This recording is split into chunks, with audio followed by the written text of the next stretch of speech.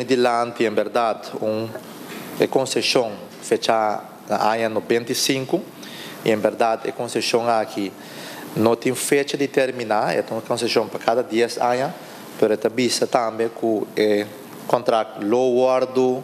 alargar com 10 anos mais, sem pôr condição nessa aqui. Esse é documento que, em verdade,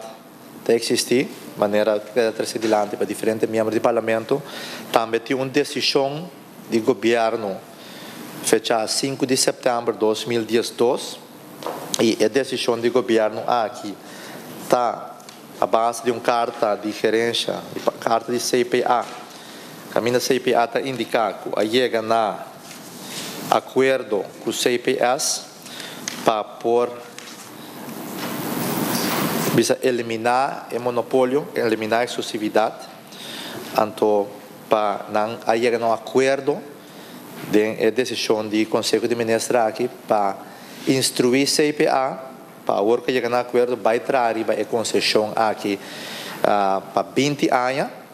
plus que por guardo alargar com 20 anos mais. Então, vou dizer, eu compreendo que uma concessão basicamente de 40 anos, eliminando exclusividade, eliminando monopólio. Aqui na CPA,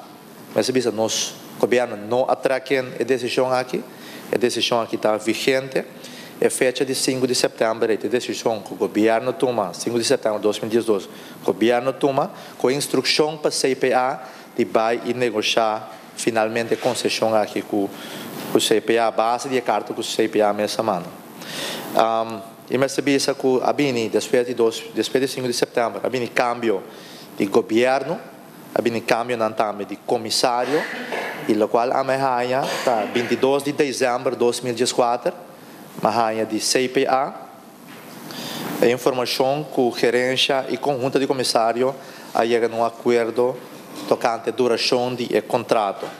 E me sabia que o qual tem riba mesa agora aqui, para quando está algumas perguntas também, o qual tem riba mesa está condicionando melhor, com o qual a queda estipular de decisão do governo de 2012, que está 20 plus 20, 40, essa aqui trata condicionando melhor. Menos duração, ou menos, de qual o governo a decidir na 2012. Pero também tem certo outro condicionam que está mais melhor para CPA, está no benefício de CPA, entre outros que o CPA lo vai pagar a CPA fee para ano a base de uso de container terminal, e também lo bem de maneira indicada em manejo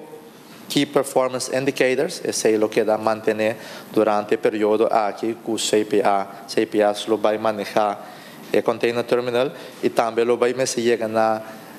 cultura stakeholders, na todo partido não concernir na melhor acordo hora de tratar problemática de chassis.